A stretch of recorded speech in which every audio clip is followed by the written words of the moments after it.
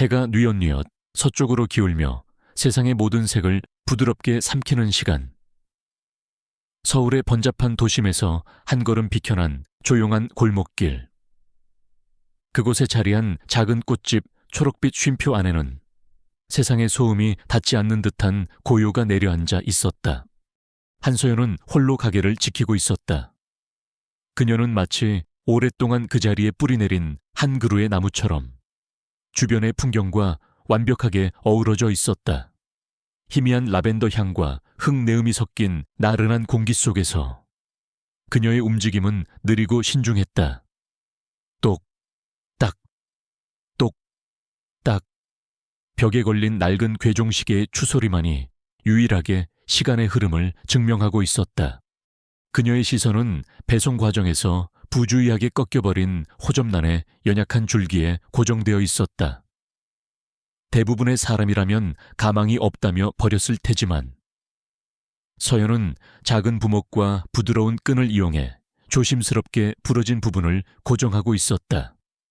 마치 숙련된 외과 의사가 미세한 혈관을 봉합하듯 그녀의 손길에는 한치의 망설임이나 흐트러짐이 없었다.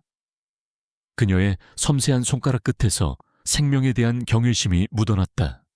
꽃들은 말이 없었다.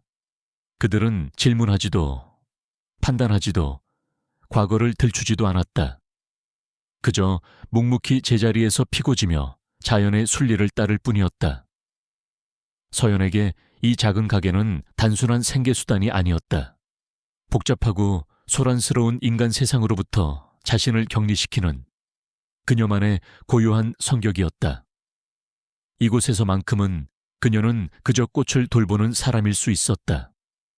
총성과 화약 냄새, 칼날 같은 긴장감으로 점철된 과거는 두꺼운 벽 너머에 봉인된 채였다. 난초에 응급처치를 마친 그녀는 무심코 창밖을 내다보았다. 저녁장을 보고 돌아가는 주부, 친구들과 제잘거리며 걸어가는 학생들, 지친 발걸음을 옮기는 직장인. 그녀의 눈은 그저 멍하니 풍경을 담는 것이 아니었다.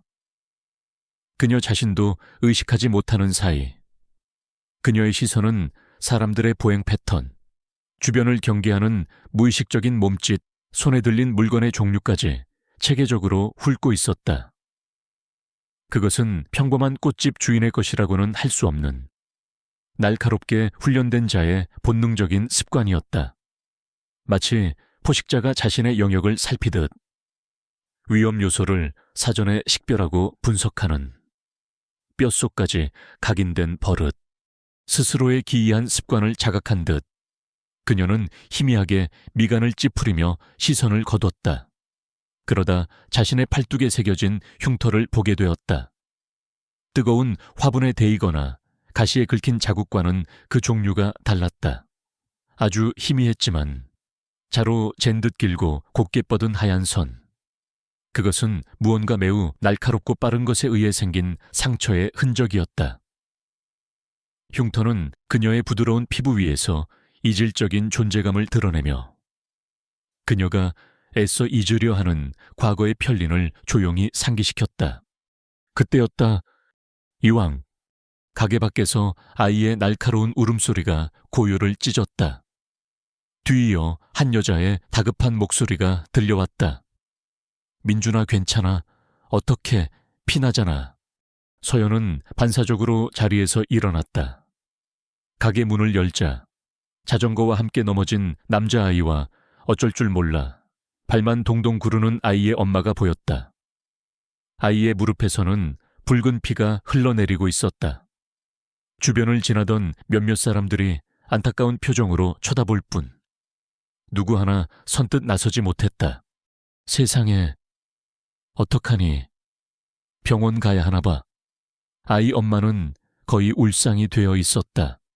그 혼란의 중심에서 서연의 목소리는 놀라울 만큼 침착했다. 잠시만요. 아이, 좀 이리 데려오시겠어요?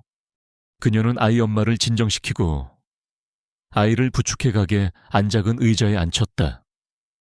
그리고 망설임 없이 구급상자를 가져왔다. 그녀의 움직임에는 군더더기가 없었다. 괜찮아. 아저씨는 군인이었단다. 이런 상처는 금방 낫게 할 수 있어.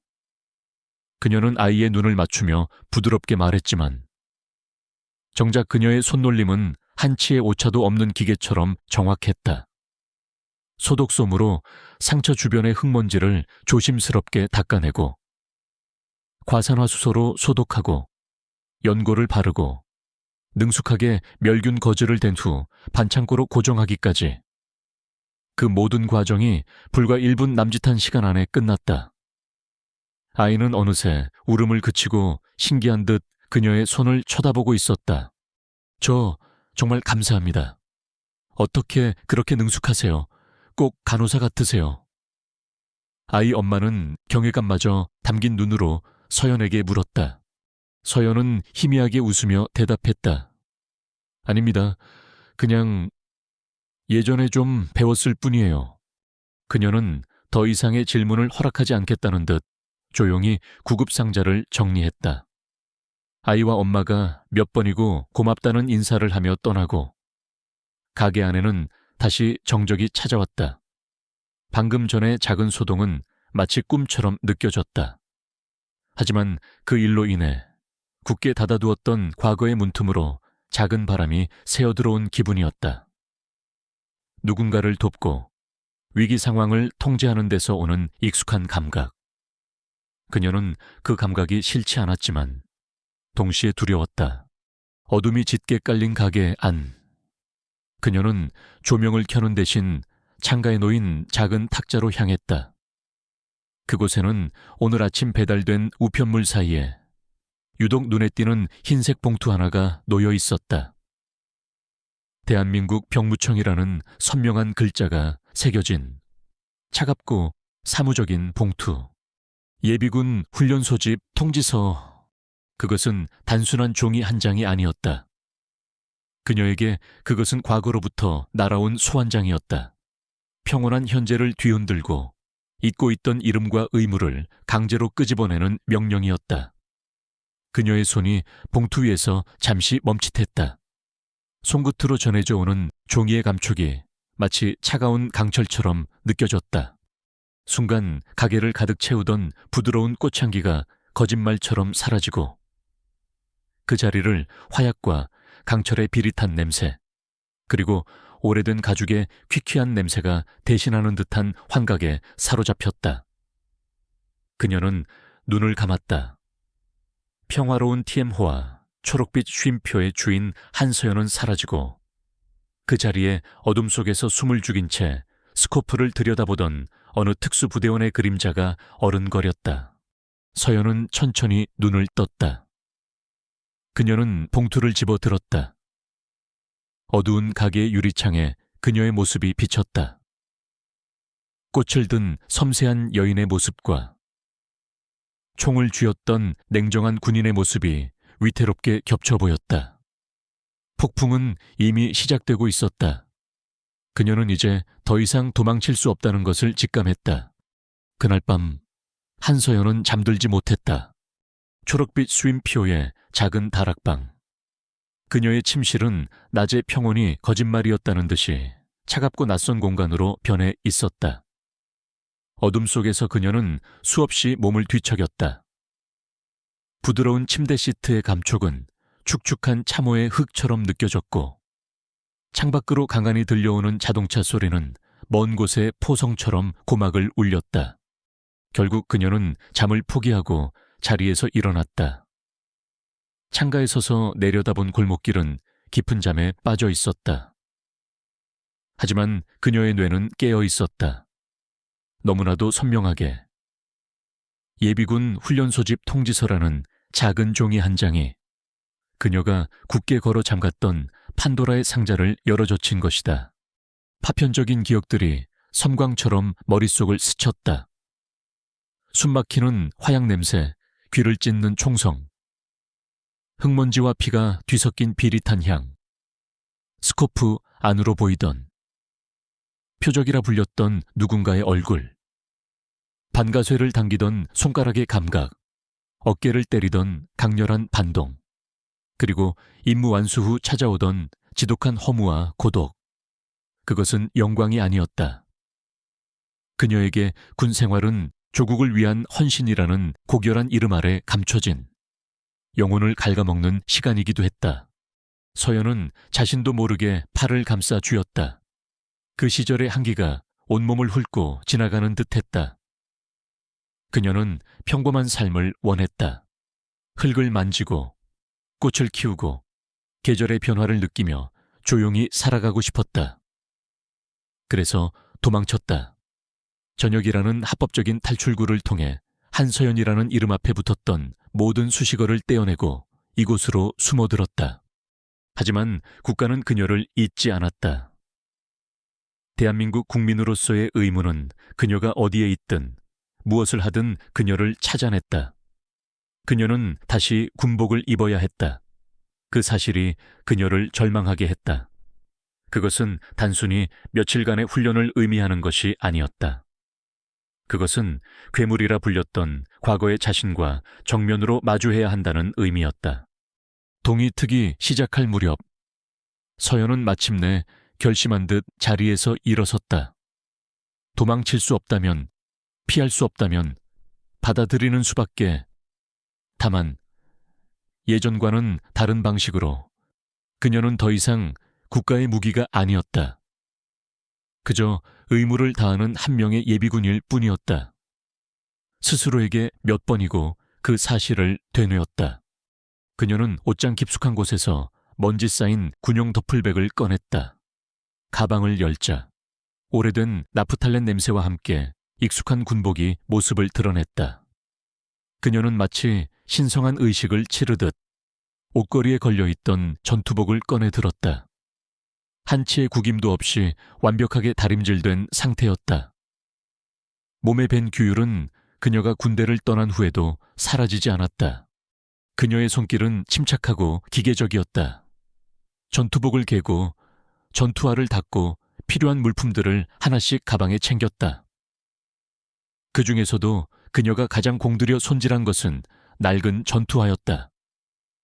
수년간 그녀와 함께 전장을 누볐던, 이제는 발에 맞게 완벽하게 길들여진 가죽 신발. 그녀는 부드러운 솔로 흙먼지를 털어내고 구두약으로 광을 냈다. 반짝이는 전투화의 앞코에 결의에 찬 그녀의 얼굴이 비쳤다. 그것은 다가올 며칠간의 전쟁을 앞두고 스스로를 무장하는 그녀만의 의식이었다. 모든 준비를 마친 서연은 가게로 내려왔다. 그녀는 작은 칠판에 정성스러운 글씨체로 개인 사정으로 며칠간 쉽니다 라고 적었다. 초록빛 쉼표라는 가게 이름 옆에 놓인 그 안내판은 마치 다른 세계의 이야기처럼 느껴졌다. 꽃과 나무로 가득한 이 작은 평화의 공간. 이곳을 잠시 떠나야 한다는 사실이 새삼 무겁게 다가왔다. 집결 시간이 다가왔다. 그녀는 더플백을 어깨에 메고 조용히 가게 문을 나섰다. 등 뒤로 딸랑 하는 작은 종소리가 들렸다. 마치 평화로운 세상이 그녀에게 건네는 작별 인사 같았다. 집결지인 동네 주민센터 앞에는 이미 수십 명의 남자들이 모여 있었다. 하나같이 졸린 눈을 비비거나 담배를 피우며 불평을 늘어놓고 있었다. 그들은 모두 똑같은 국방색 전투복을 입고 있었지만 그 모습은 현역 시절의 날카로움은 온데간데 없이 그저 잠시 일상에서 끌려 나온 민간인의 모습이었다. 그때 서연이 모습을 드러냈다. 그녀가 나타나자 그곳을 채우고 있던 왁자지껄한 소음이 순간적으로 멎었다. 모든 시선이 일제히 그녀에게로 향했다. 여자였다. 그것도 그들 중 누구보다 완벽한 군인의 자세로. 조금의 흐트러짐도 없이 서 있는 여자. 남자들의 시선에는 여러 가지 감정이 뒤섞여 있었다. 단순한 호기심, 노골적인 경계심, 그리고 몇몇의 얼굴에는 비웃음에 가까운 조소가 스쳐 지나갔다. 뭐야, 여자도 예비군 훈련 받나? 요즘 세상 좋아졌네. 군대 캠핑이라도 온 줄 아나 봐. 작은 수군거림이 여기저기서 터져 나왔다. 서연은 그 모든 시선과 수군거림을 묵묵히 받아내며 지정된 장소에 섰다. 그녀는 벽이었다. 어떤 소음도, 어떤 시선도 뚫고 들어올 수 없는 완벽한 벽. 이윽고 그들을 태울 군용버스가 육중한 엔진 소리를 내며 도착했다. 남자들은 투덜거리며 버스에 올랐다. 서연은 마지막으로 버스에 탑승했다. 그녀가 발을 내딛는 순간 버스 안의 공기가 다시 한번 미묘하게 변했다. 자리가 꽤 비어 있었음에도 누구 하나 그녀의 옆에 앉으려 하지 않았다. 마치 보이지 않는 경계선이라도 있는 것처럼. 그녀는 가장 뒷자리 창가에 조용히 자리를 잡았다. 끼익 하는 소리와 함께 버스 문이 닫혔다.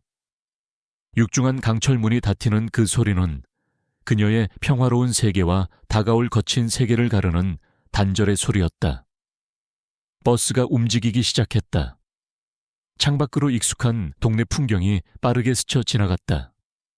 그녀가 매일 물을 주던 가게 앞 화분들, 아이들이 뛰놀던 골목길, 그리고 그녀의 작은 TM호와 초록빛 쉼표. 그 모든 것이 점점 멀어졌다. 서연은 조용히 눈을 감았다. 그녀의 새로운 전쟁은 이미 시작되고 있었다. 버스가 멈춘 곳은 먼지 날리는 광활한 연병장이었다. 수백 명의 예비군들이 중대별로 나뉘어 어수선하게 모여 있었다. 공기 중에는 흙먼지와 희미한 화약 냄새, 그리고 수많은 남자들의 땀 냄새가 뒤섞여 있었다. 사방에서 들려오는 것은 군 생활에 대한 불평, 주식과 부동산 이야기, 그리고 밤사이 놓친 축구 경기에 대한 아쉬움뿐이었다. 그들에게 이곳은 지루한 의무를 때우는 곳, 그 이상도 이하도 아니었다. 한서연은 1중대 3소대 소속이었다. 그녀가 자신의 소대 팻말 앞에 서자 버스에서 시작되었던 노골적인 시선과 수군거림은 더욱 심해졌다. 특히 한 무리의 남자들이 그녀를 중심으로 원을 그리듯 서서 대놓고 비웃음을 던지고 있었다. 그 중심에는 유난히 목소리가 크고 거들먹거리는 인상의 한 남자가 있었다.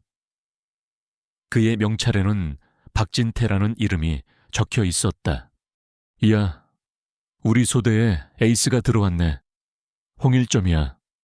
홍일점 박진태가 과장된 몸짓으로 외치자 그의 친구들이 기득거리며 맞장구를 쳤다. 진태야, 살살해라. 저분 놀라겠다. 여긴 꽃꽂이 교실이 아니라고 누가 좀 알려줘야 하는 거 아니냐. 그들의 저급한 농담이 서연의 귀에 날아와 박혔다. 하지만 그녀의 표정에는 어떤 변화도 없었다. 마치 소음이 가득한 시장 한복판에 서 있는 것처럼. 그녀는 그 모든 언어들을 의미 없는 배경소음으로 치부해버렸다. 그녀의 그런 태연함이 박진태의 심기를 더욱 불편하게 만들었다. 그는 자신의 존재감이 무시당했다고 느꼈다. 어이, 거기 아가씨. 그가 한 걸음 다가서며 말했다. 군대가 어떤 덴지는 알고 온 건가. 총은 쏴봤고 여자들은 이런 거 잘 모르잖아. 전쟁 나면 우리 같은 남자들 뒤에 숨어야지. 안 그래? 바로 그 말이었다. 서연의 가슴속, 아주 깊은 곳에 박혀있던 작은 파편을 건드리는 말. 여자가 뭘 알겠냐는 식의 그녀의 존재 자체를 부정하는 그 오만한 무지. 서연은 짧은 순간 그를 응시했다. 그녀의 눈빛은 깊이를 알 수 없는 호수처럼 고요했지만 그 안에는 순간적으로 차가운 분노의 불꽃이 스쳐 지나갔다. 하지만 그녀는 이내 시선을 거두었다. 이런 자들과 엮여서 좋을 것은 하나도 없었다. 무시가 상책이었다. 그때 훈련 교관들이 등장하며 소란이 잦아들었다. 그들 중 가장 앞서 나온 것은 훈련 통제관인 권 대위였다. 그는 잘 다려진 전투복에 반짝이는 전투화를 신은 전형적인 엘리트 장교의 모습을 하고 있었다. 하지만 그의 눈빛에는 주변을 압도하려는 권위주의와 숨길 수 없는 오만함이 서려 있었다. 자, 주목. 오늘 첫 훈련은 총기 분해 및 결합이다. 권대위의 날카로운 목소리가 연병장에 울려 퍼졌다. 자신의 총기 하나 제대로 다루지 못하는 예비군은 필요 없다. 지금부터 각자 앞에 놓인 K2 소총을 분해하고 내 구령에 맞춰 결합한다. 실시. 예비군들은 투덜거리면서도 익숙하게 총을 분해하기 시작했다. 대부분 수십, 수백 번은 해봤을 일이었다. 하지만 몇 년의 사회생활은 그들의 손을 무디게 만들었다. 여기저기서 아, 이게 뭐였더라 하는 소리와 함께 부품 떨어지는 소리가 들려왔다. 문제는 박진태에게서 터졌다. 그는 주변의 시선을 의식하며 일부러 더 허세를 부리며 총을 분해하다가 그만 놀이소에 뭉치를 흙바닥에 떨어뜨리고 말았다. 아이씨, 그의 입에서 욕설이 튀어나왔다. 그 모습을 놓치지 않은 권대위의 미간이 좁아졌다. 거기 삼소대 지금 장난하나 총기 그렇게 다루라고 배웠나. 소대 전체에 얼차려가 가해질 듯한 험악한 분위기가 조성되었다. 박진태는 얼굴이 벌개져서 허둥지둥 부품을 주워 맞추려 했지만 당황한 탓인지 손은 계속 헛돌았다. 시간은 흐르고 소대원들의 원망 섞인 시선이 그에게로 쏠렸다. 이 지루하고 의미 없는 소동을 끝내고 싶은 마음이 간절했다. 바로 그 순간이었다. 한서연이 조용히 한 걸음 나섰다. 그녀는 길게 한숨을 내쉬었다. 귀찮은 일에 엮이고 싶지 않았지만 이 무의미한 시간 낭비를 끝낼 가장 빠른 방법은 이것뿐이었다. 그녀는 박진태의 앞에 쪼그려 앉아 그가 쩔쩔매고 있는 총기 부품들을 자신의 앞으로 가져왔다. 뭐 하는 거야? 박진태가 당황해서 물었다. 서연은 대답 없이 마치 오랫동안 맞춰온 퍼즐 조각을 다루듯 부품들을 정렬했다. 그리고 다음 순간 보고도 믿을 수 없는 광경이 펼쳐졌다. 철컥, 철컥, 철컥. 그녀의 두 손이 보이지 않는 속도로 움직이기 시작했다. 그것은 능숙함을 넘어선 예술의 경지에 가까운 움직임이었다. 마치 악보를 통째로 외운 피아니스트의 손가락처럼. 그녀의 손은 망설임 없이 각 부품을 제자리에 끼워 맞췄다. 놀이소의 뭉치, 가스 활대, 총열 덮개, 개머리판, 모든 것이 물 흐르듯 단 한 번의 오차도 없이 제자리를 찾아갔다. 마지막 장전 손잡이를 당겨 격발 확인을 하는 소리가 경쾌하게 울리기까지 10초도 채 걸리지 않았다. 주변의 모든 소음이 사라졌다. 박진태와 그의 친구들은 입을 떡 벌린 채 방금 자신들의 눈앞에서 벌어진 일을 이해하려는 듯 멍하니 서 있었다. 그들의 오만하고 경박했던 표정은 온데간데 없고 순수한 경악과 혼란만이 남아있었다. 그 광경을 목격한 사람은 그들만이 아니었다. 권대위의 턱이 미세하게 굳어졌다. 그는 방금 전까지 무시했던 여군 예비군이 자신이 아는 그 어떤 특급 전사보다 빠르고 정확하게 총기를 다루는 것을 똑똑히 보았다. 그의 머릿속에서는 우연이겠지.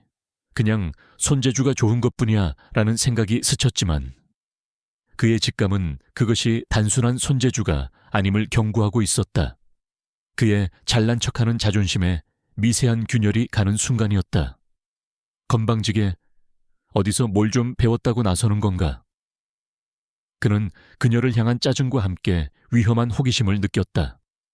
반드시 콧대를 꺾어놓고 말리라. 그리고 또 한 사람, 저 멀리서 훈련 전체를 조망하던 김 상사였다. 수십 년 군 생활로 단련된 그의 눈은 속일 수 없었다. 그는 서연의 움직임이 단순한 기술이 아님을 단번에 알아차렸다. 저것은 수만 번의 반복 훈련을 통해 몸이 기억하는 경지. 눈을 감고도 할 수 있는 체화의 경지였다. 그리고 그녀의 자세와 눈빛에서 느껴지는 주변의 혼란 속에서도 흔들리지 않는 그 압도적인 평정심. 김상사는 마른 침을 삼켰다. 저 사람은 보통이 아니다. 서연은 아무 일도 없었다는 듯 자신의 자리로 돌아갔다. 하지만 공기는 이미 변해 있었다. 그녀를 둘러싼 조롱의 벽은 무너지고 그 자리에 이해할 수 없는 경외와 껄끄러운 침묵의 벽이 새로 생겨났다. 권대위는 그런 분위기를 참을 수 없었다. 그는 마이크를 고쳐잡고 일부러 더 큰 소리로 외쳤다. 아주 볼만했군. 하지만 진짜 군인은 손장난이 아니라 실력으로 증명하는 법이지. 모두 다음 훈련 장소로 이동한다. 오늘 제대로 된 군인이 어떤 건지 보여주겠다. 그의 목소리는 분노를 감추고 있었고 그의 눈은 한서연에게 고정되어 있었다. 그 눈빛은 명백한 선전포고였다. 진짜 시험은 이제부터 시작이었다. 권대위의 선언이 끝나자 훈련장의 공기는 눈에 띄게 무거워졌다. 예비군들은 다음 훈련 장소로 이동하라는 명령에 마지못해 발걸음을 옮겼지만 그들의 얼굴에서는 이전의 불평과 지루함 대신 호기심과 긴장감이 엿보였다. 그들은 모두 직감하고 있었다. 이것은 정규 훈련 절차가 아니라는 것을, 이것은 권대위라는 한 남자의 오만함과 한서연이라는 조용한 여자를 둘러싼 보이지 않는 힘겨루기의 연장선이라는 것을. 그들이 도착한 곳은 일반 사격장 너머 훨씬 깊숙한 곳에 위치한 전문 저격수 사격장이었다. 그곳은 분위기부터 달랐다. 100m, 200m 따위의 익숙한 거리 표지판 대신 아득하게 먼 곳에 600, 800, 심지어 1000m라고 적힌 표지판이 희미하게 보였다.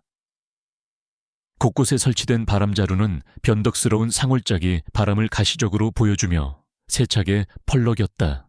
사선 파이링 라인에는 일반 K2 소총 대신 정밀한 스코프와 양각대가 장착된 K14 저격용 소총 몇 정이 마치 잠자는 맹수처럼 거치되어 있었다. 세상에, 우리 보고 저격이라도 하라는 건가? 미쳤군. 저 거리에서 개미 새끼라도 보이겠어. 예비군들 사이에서 경악과 불신이 섞인 탄성이 터져 나왔다. 그들 대부분은 평생 이런 곳에 와볼 일조차 없는 사람들이었다. 이곳은 그들의 영역이 아니었다. 전문가, 그것도 최고 중의 최고들만이 허락된 공간. 그 사실만으로도 위압감이 느껴졌다. 권대위는 이 분위기를 즐기고 있었다. 그는 마치 자신의 무대 위에 선 배우처럼 과장된 자신감으로 가득 찬 목소리로 말했다. 보다시피 이곳은 일반 사격장이 아니다. 우리 군의 정예 요원들을 양성하는 곳이지. 오늘 여러분은 운이 좋은 줄 알아라. 평생 구경도 못할 특별한 시범을 보게 될 테니. 그는 말을 잠시 끊고 의도적으로 천천히 한서연을 향해 시선을 돌렸다. 그의 눈에는 조롱과 비웃음이 노골적으로 담겨 있었다. 오늘 오전 우리는 아주 뛰어난 손재주를 가진 예비군 한 명을 발견했다. 하지만 앞서 말했듯이 진정한 군인의 가치는 손재주가 아니라 실력으로 증명되는 법. 그는 K14 저격소총 한정을 가리키며 말을 이었다. 자, 지금부터 특별 시범을 시작하겠다. 과제는 간단하다. 첫째, 600m 고정 표적. 둘째, 800m 고정 표적. 그리고 마지막 가장 어려운 과제지. 900m 거리를 이동하는 이동 표적을 맞추는 것이다. 오늘 바람이 좀 부는데 진정한 명사수라면 그 정도는 극복할 수 있겠지. 장내가 찬물을 끼얹은 듯 조용해졌다. 불가능한 과제였다. 그것은 예비군에게 요구할 수 있는 수준을 아득히 뛰어넘는 현역 최정예 저격수에게나 주어질 법한 난이도였다. 이것은 시범이 아니었다. 명백한 공개 망신주기였다. 권대위는 만족스러운 미소를 지으며 결정타를 날렸다. 우리 3소대의 한서연 예비군, 앞으로 나와서 시범을 보여주도록. 아까 보니 총기 다루는 솜씨가 보통이 아니던데. 이 정도는 충분히 할 수 있겠지 못하겠다면 지금이라도 솔직하게 말하고 아무도 비웃지 않을 테니. 그의 말은 위하는 척했지만 그 안에는 내까짓게 뭘 할 수 있겠어. 어서 못하겠다고 빌어봐라는 악의가 가득했다. 모든 시선이 한서연에게로 향했다. 그녀는 이제 빼도 박도 못하는 외통수에 몰렸다. 거절한다면 권대위의 의도대로 겁먹고 도망친 여자가 될 것이고, 그의 괴롭힘은 남은 훈련 기간 내내 계속될 터였다. 하지만 승낙한다면 이 불가능에 가까운 과제에 도전해야만 했다. 박진태는 마른 침을 삼켰다. 오전의 오만방자함은 온데간데 없었다. 그는 자신이 얼마나 어리석었는지를 깨닫고 있었다. 동시에 알 수 없는 감정이 피어올랐다. 저 여자가 정말로 저걸 해낼 수 있을까? 만약 실패한다면 저 교관의 표정이 얼마나 더 역겨워질까? 그는 자신도 모르게 주먹을 꽉 쥐었다. 통제탑 위에서 이 모든 것을 지켜보던 김 상사의 얼굴은 굳어 있었다. 미친놈, 저건 살인 행위나 다름없어. 저 거리에서 저 바람에 실패하면 그 반동으로 어깨가 망가질 수도 있고, 성공하지 못할 경우 받을 심리적 압박은 상상도 못할 텐데. 그는 당장이라도 뛰어내려가 말리고 싶었지만 일개 상사가 대위의 명령에 정면으로 맞설 수는 없는 노릇이었다. 그가 할 수 있는 일은 그저 쌍안경을 들어 사선을 주시하는 것뿐이었다. 침묵의 중심에 선 한서연. 그녀는 조용히 권대위를 응시했다. 그의 눈에서 승리를 확신하는 더러운 빛을 읽었다. 그리고 그녀는 아주 천천히, 하지만 또렷하게 입을 열었다. 알겠습니다. 단 한마디였다. 그 어떤 감정도, 동요도 섞이지 않은 건조하고 사무적인 대답. 그녀의 그 평온함이 오히려 권 대위의 신경을 긁었다. 서연은 앞으로 걸어 나갔다. 수백 명의 예비군들이 홍해처럼 갈라지며 그녀에게 길을 터주었다. 그녀는 이제 완벽히 혼자였다. 등 뒤에는 호기심과 동정, 의심이 뒤섞인 수백 개의 시선이 있었고, 앞에는 아지랑이가 피어오르는 광활한 사격장과 불가능한 과제만이 놓여 있었다. 그녀는 K14 저격소총 앞에 섰다. 차가운 강철의 감촉이 그녀의 손끝에 닿았다. 아주 오래전 자신의 분신과도 같았던 그 익숙하고도 지긋지긋한 감각. 그녀는 조용히 총을 들어 양각대를 펼치고 흙바닥에 엎드렸다. 드디어 올 것이 왔군. 그녀는 생각했다. 이것은 그녀가 원했던 싸움이 아니었다. 하지만 이미 판은 짜였고 그녀는 가장 중요한 플레이어가 되어 있었다. 그녀가 스코프의 눈을 가져가는 순간 세상의 모든 소음이 멀어지고 오직 그녀와 표적, 그리고 그 사이를 가로지르는 바람만이 남았다. 진짜 시험이 막 시작되려 하고 있었다. 사선에 엎드린 한서연의 등 위로 수백 개의 시선이 모처럼 박혔다. 대기는 팽팽하게 당겨진 활시위 같았다. 그녀는 K14 소총의 개머리판을 어깨에 단단히 견착했다. 하지만 이내 미간을 살짝 찌푸렸다. 예비군용 전투복 상의는 활동성을 고려하지 않은 탓에 어깨와 등 근육의 미세한 움직임을 방해했다. 100m 사격이라면 모를까. 800m 너머의 표적을 상대로 한 정밀 사격에서 이런 미세한 방해는 치명적인 오차를 낳을 수 있었다. 그녀는 잠시 자세를 풀고 몸을 일으켰다. 그리고 모두가 지켜보는 앞에서 아무렇지도 않게 전투복 상의 지퍼를 내리고 그것을 벗어 옆에 단정하게 개어놓았다. 바로 그 순간이었다. 시간이 멈춘 듯한 정적이 흘렀다. 그녀의 안쪽에 받쳐 입은 국방색 반팔 티셔츠, 그 왼쪽 팔 소매에 붙어있는 작지만 누구도 무시할 수 없는 표식, 검은색 바탕에 날개를 펼친 흰 머리 수리가 그려진 대한민국 육군 최정예 특수부대 제707 특수임무단의 부대 마크였다. 그리고 가슴팍에는 교차된 2자루의 소총과 월계수 잎이 수놓아진 오직 최고의 저격수에게만 주어지는 특급 저격수 휘장이 선명하게 빛나고 있었다. 가장 가까이서 그 광경을 지켜보던 박진태의 입이 떡 벌어졌다. 그의 뇌는 눈앞의 정보를 처리하지 못하고 정지해버렸다.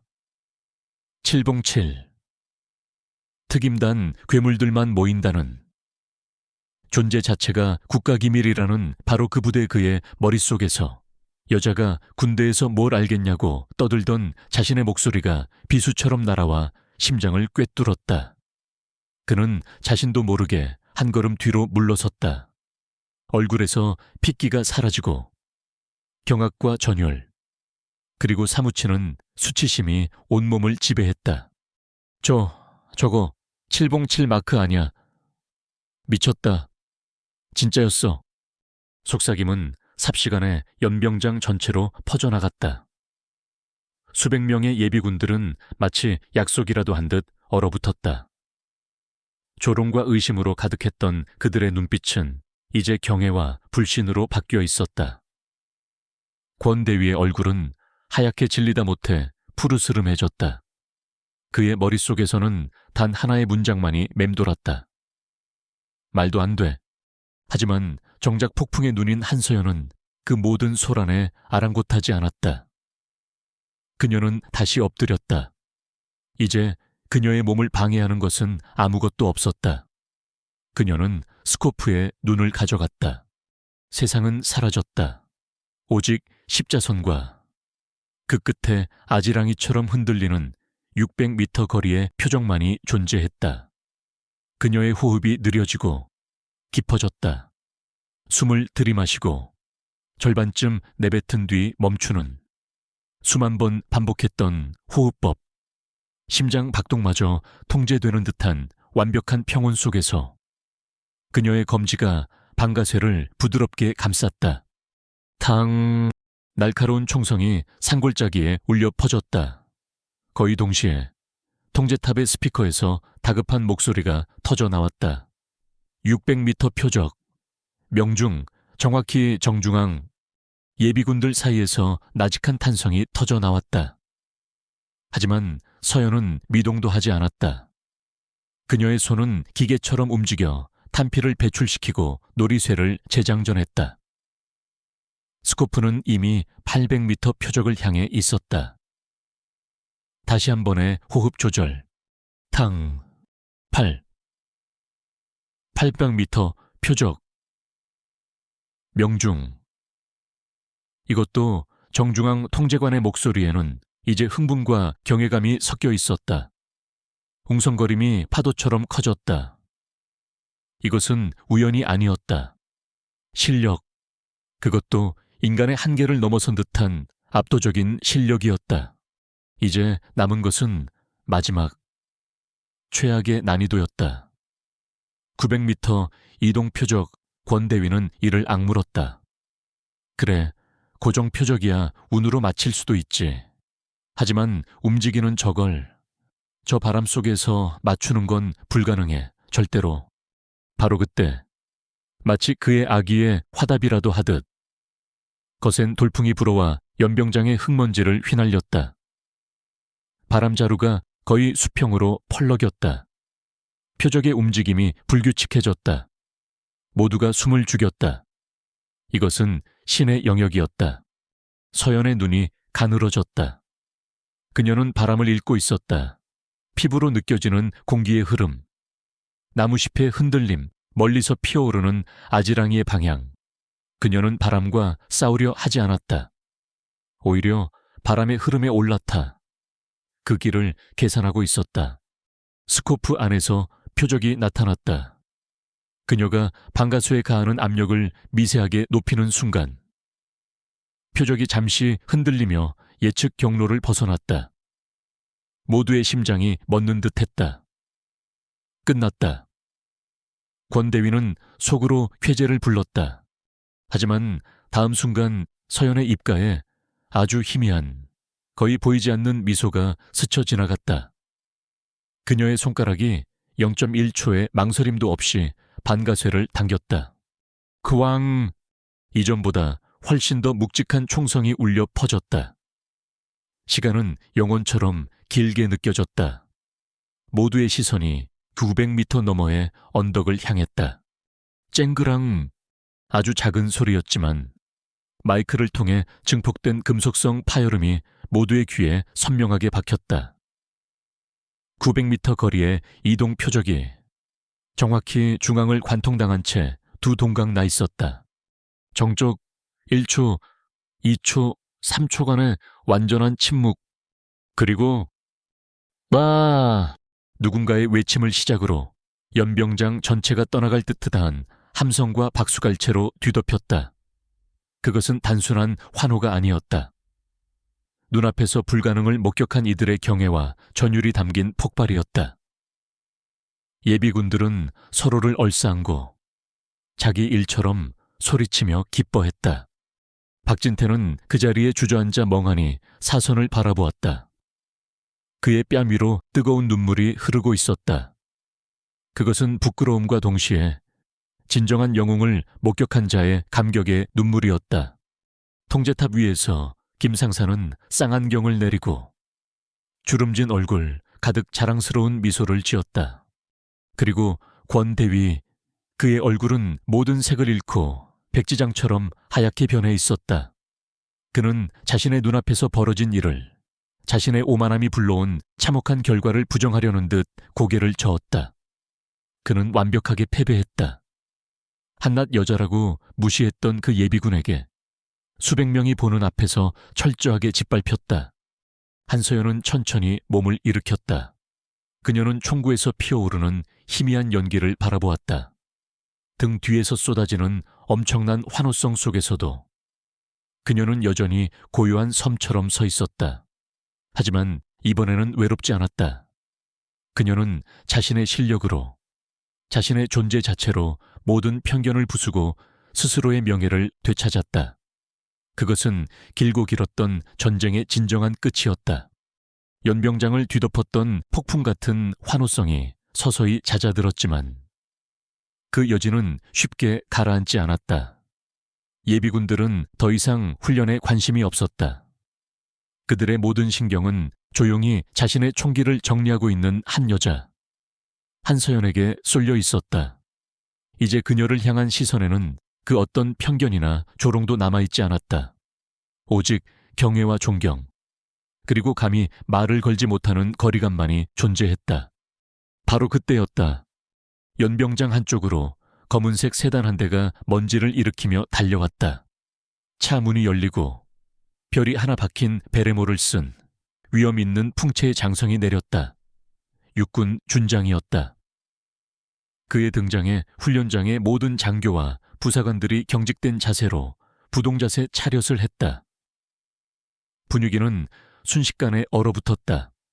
준장은 주위를 한번 훑어본 뒤 굳은 얼굴의 김 상색에 다가와 나지막이 무언가를 물었다. 김 상사의 보고를 받는 동안 준장의 시선은 하얗게 질린 채 서 있는 권 대위에게 고정되었다. 그의 눈빛은 분노라기보다는 차가운 경멸에 가까웠다. 보고를 다 들은 준장은 권 대위에게로 천천히 걸어갔다. 그는 소리치지 않았다. 오히려 얼음장처럼 차가운 목소리로, 하지만 주변의 모든 사람이 들을 수 있을 만큼 또렷하게 말했다. 권 대위, 예, 장군님. 자네는 지금 무슨 짓을 한 건지 알고 있나? 예비군 훈련장에서, 그것도 현역 시절 국가의 특별한 공을 세운 예비군을 상대로 개인적인 감정을 앞세워 시험을 해 자네. 눈에는 군의 규정과 절차가 장난으로 보이나 자네의 그 오만하고 어리석은 행동이 하마터면 우리 군의 귀중한 자산을 모욕하고 위험에 빠뜨릴 뻔했다. 자네는 더 이상 지휘관의 자격이 없어. 준장의 마지막 말은 사형 선고와도 같았다. 권 대위의 얼굴이 절망으로 일그러졌다. 그의 야망, 그의 자부심, 그의 군 생활 전체가 바로 이 자리에서 수백 명이 보는 앞에서 산산조각 나고 있었다. 그는 아무런 변명도 하지 못한 채 고개를 떨궜다. 준장은 더 이상 그에게 눈길도 주지 않고 한서연에게로 시선을 돌렸다. 그의 눈빛은 권 대위를 대할 때와는 180도 다른 따뜻하고 정중한 존중을 담고 있었다. 모든 훈련이 끝난 뒤 예비군들이 짐을 챙겨 버스에 오를 준비를 하고 있을 때였다. 박진태가 자신의 친구 몇 명을 데리고 머뭇거리며 한서연에게 다가왔다. 그의 얼굴은 아까의 감격이 가시고 이제는 깊은 죄책감과 부끄러움으로 가득 차 있었다. 그는 서연의 앞에 서서 아무 말 없이 허리를 90도로 깊숙이 숙였다. 정말 죄송합니다. 그의 목소리는 작게 떨리고 있었다. 제가 정말 생각이 짧았습니다. 아무것도 모르면서 함부로 말하고 무례하게 굴었습니다. 남자로서, 군인이기 이전에 한 인간으로서 정말 부끄럽습니다. 진심으로 사과드립니다. 부디 용서해 주십시오. 그의 친구들도 일제히 허리를 숙였다. 그들의 사과는 서툴렀지만 그 안에는 어떤 변명이나 가식도 없는 진심이 담겨 있었다. 서연은 잠시 그들을 바라보았다. 그녀의 눈에는 더 이상 분노나 경멸이 없었다. 그녀는 그저 조용히 고개를 끄덕였다. 사과 받겠습니다. 그리고 다들 고생 많으셨습니다. 그녀의 담담한 용서에 박진태는 차마 고개를 들지 못하고 다시 한번 눈시울을 붉혔다. 그때 준장이 서연에게 다가왔다. 그는 주변의 모든 사람들을 물리고 오직 김 상사만을 곁에 둔 채 그녀와 마주 섰다. 한서연 중사, 저녁 후에는 잘 지냈나? 준장은 그녀의 예비군 명찰 대신 현역 시절의 계급을 불렀다. 그는 이미 모든 것을 알고 있었다. 네, 장군님. 오늘 일은 군을 대표해서 내가 사과하지. 자네 같은 인재에게 이런 모욕을 겪게 해서는 안 되는 거였는데. 아닙니다. 괜찮습니다. 준장은 잠시 침묵하다가 조심스럽게 본론을 꺼냈다. 사실 오늘 자네를 찾아온 이유가 따로 있네. 자네의 저녁을 누구보다 안타까워했던 사람으로서 한 가지 제안을 하고 싶어서 말이야. 그는 서연의 눈을 똑바로 바라보며 말했다. 다시 전장으로 돌아가라는 이야기는 아닐세. 자네가 겪은 일을 내가 잘 알고 있으니. 하지만 자네의 그 귀한 경험과 지식을 그냥 썩히기에는 너무나 아깝네. 현재 우리 군은 새로운 특수전 훈련 프로그램을 구상하고 있네. 차세대 저격수들을 양성하고 그들에게 실전적인 전술과 무엇보다 강인한 정신력을 가르쳐줄 사람이 필요해. 교관으로서 그리고 컨설턴트로서 자네의 힘을 빌려줄 수 있겠나. 그것은 명령이 아닌 정중한 부탁이었다. 그녀의 과거를 존중하고 그녀의 능력을 인정하며 그녀에게 새로운 길을 제시하는 제안. 다시 총을 들고 누군가를 해야 하는 것이 아니라 이제는 누군가를 키우고 살리는 역할을 해달라는 것이었다. 서연은 잠시 생각에 잠겼다. 꽃집의 고요한 평화, 그리고 오늘 다시 느꼈던 심장을 뛰게 하는 긴장감과 성취감. 그녀는 어쩌면 그 두 세계 사이에서 평생 방황할 운명일지도 모른다고 생각했었다. 하지만 지금 준장의 제안은 그 두 세계를 하나로 합칠 수 있는 다리처럼 느껴졌다. 그녀는 고개를 들어 준장을 바라보았다. 그녀의 눈빛은 더 이상 과거에 얽매여 있지도 미래를 두려워하지도 않았다. 긍정적으로 검토해보겠습니다. 장군님, 모든 것이 끝나고 다시 버스에 오르는 길, 김 상사가 그녀의 곁으로 다가와 조용히 말했다. 한 중사님, 오늘 정말 멋있었습니다. 한평생 군 생활을 한 저로서도 오늘 같은 광경은 처음이었습니다. 진심으로 존경스럽습니다. 그 말에 한서연은 처음으로 진심에서 우러나온 아주 맑고 편안한 미소를 지었다. 감사합니다, 상사님. 버스 창가에 기대 앉은 그녀의 마음은 놀랍도록 평온했다. 길고 길었던 하루가 끝나고 있었다. 하지만 그녀는 알고 있었다. 이것은 끝이 아니라 새로운 시작이라는 것을. 1년 후 강원도의 깊은 산골짜기, 한때 예비군들의 불평과 먼지로 가득했던 그곳이 아니었다. 체계적인 훈련 코스와 최첨단 시설을 갖춘 육군 특수전사령부의 정예 저격수 양성훈련장이 그 자리에 들어서 있었다. 공기 중에는 나태함 대신 건강한 땀과 뜨거운 열정이 가득했다. 그리고 그 중심에 한서연이 있었다. 그녀는 더 이상 예비군 한서연이 아니었다. 모두가 존경과 신뢰를 담아 부르는 한서연 교관님. 그녀는 자신의 몸에 꼭 맞는 훈련복을 입고 예전의 그늘진 표정 대신 온화하지만 강단 있는 미소를 띤 채 훈련생들 사이를 걷고 있었다. 이제 그녀는 숨지 않았다. 그녀는 자신의 과거와 현재를 완벽하게 통합하여 자신만의 길을 걷고 있었다.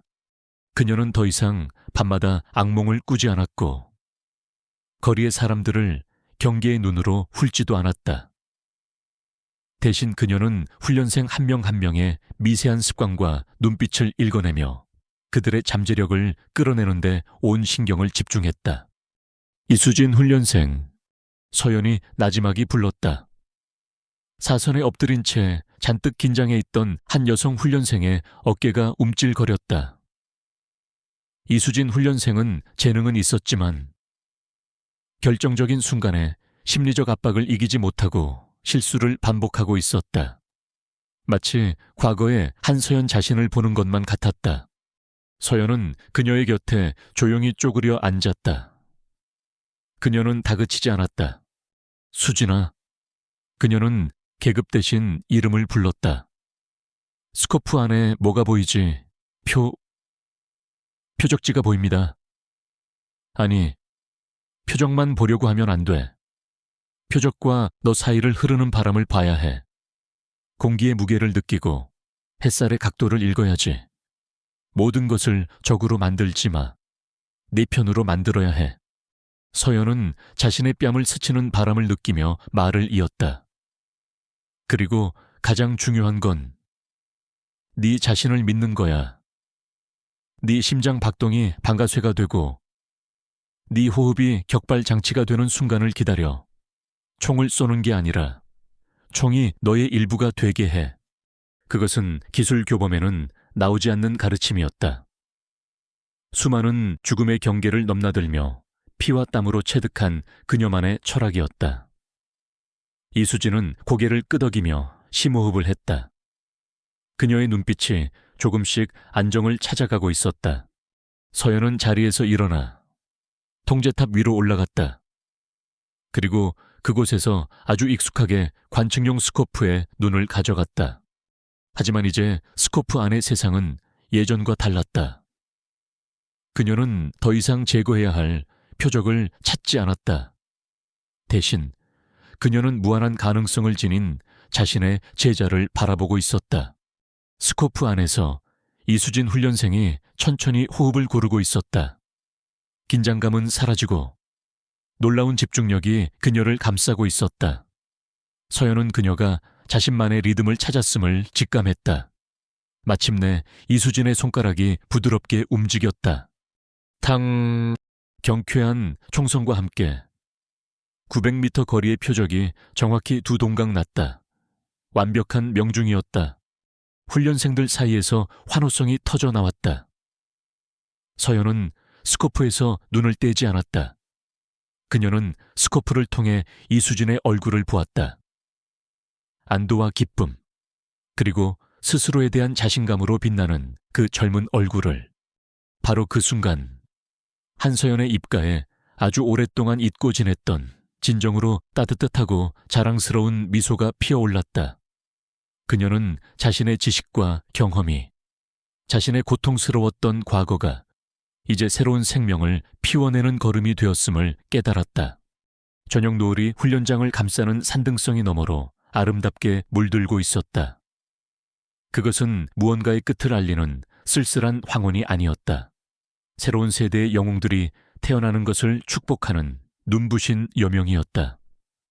한서연의 두 번째 봄은 그렇게 가장 찬란하게 시작되고 있었다.